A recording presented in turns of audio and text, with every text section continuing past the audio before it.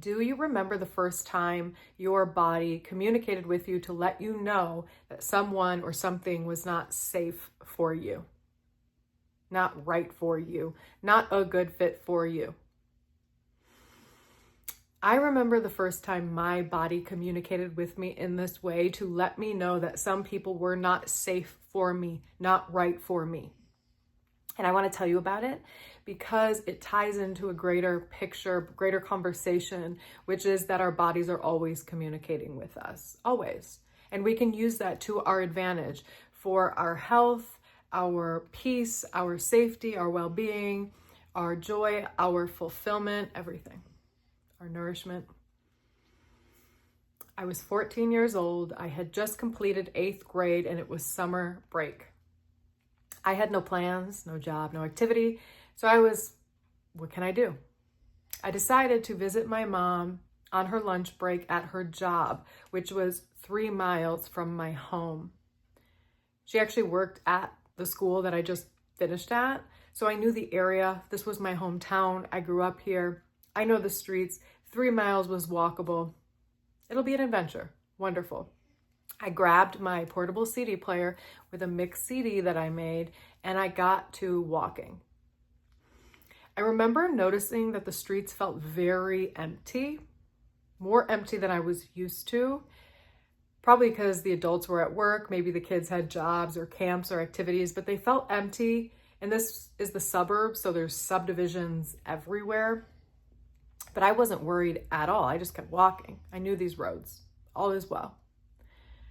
And I got to this one spot, and I'll always remember this spot.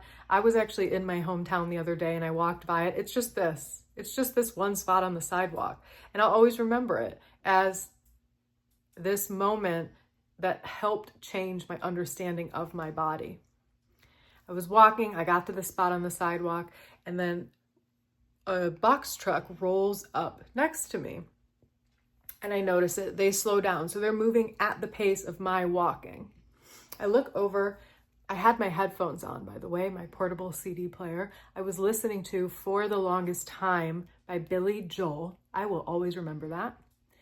And I look, they roll their window down, and it's 3 grown men in the front seat of this box truck. And they're pointing at me, laughing, hooting and hollering, speaking in Spanish. So I didn't understand what they were saying, even though I took 8th grade Spanish. I knew very little.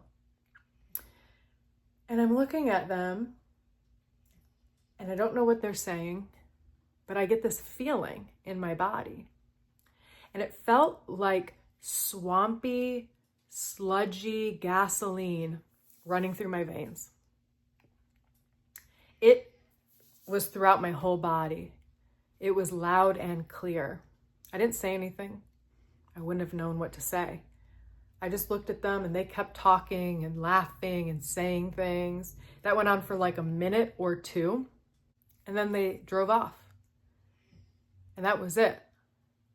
And nothing happened aside from them rolling up to me, hooting and hollering, me feeling absolutely disgusting.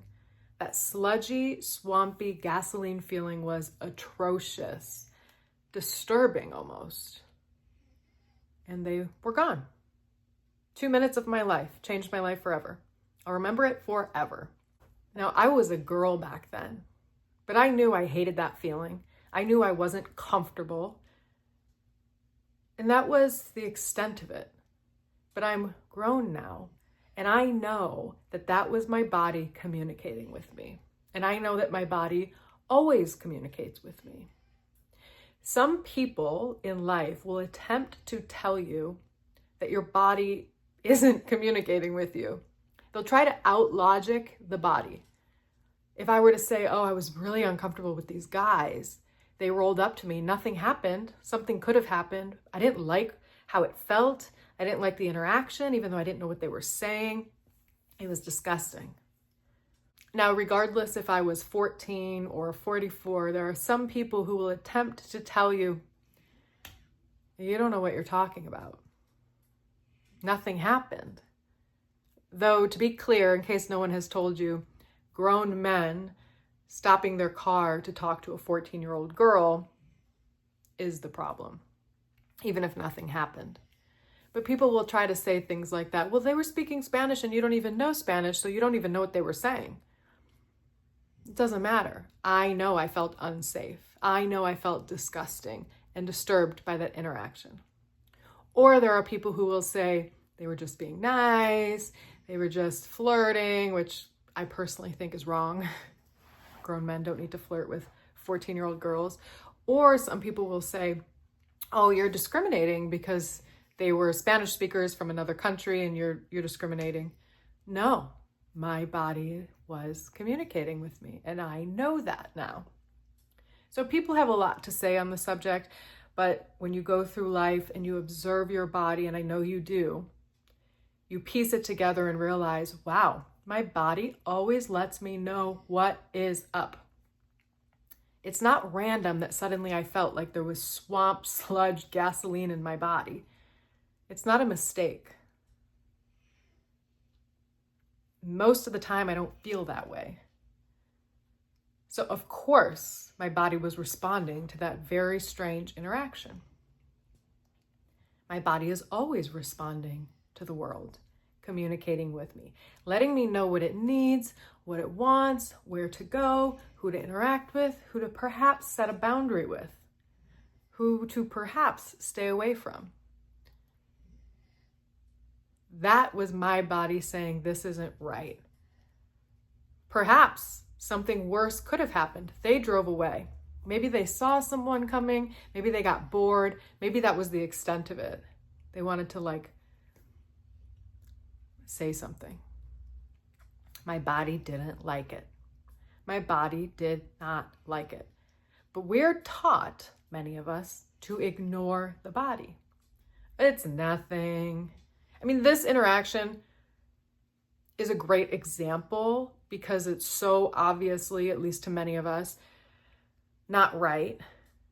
But in more subtle instances, you might feel that way. And someone could say, no, they're a nice guy, they're a nice gal, it's fine, I work with them. The body doesn't lie. The body is so honest and direct and straightforward. That's what I love about the body. It's so clear. But many of us, we need to learn to hear it and communicate with it and respond to it in a way that serves us because we didn't learn.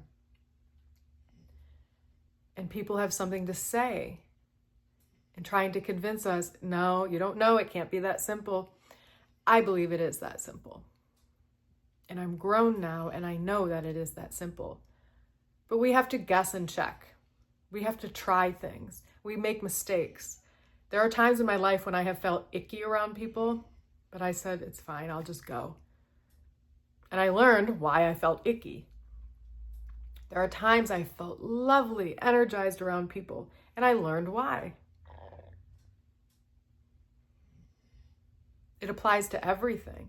Food, movement, sunshine, relationships, work.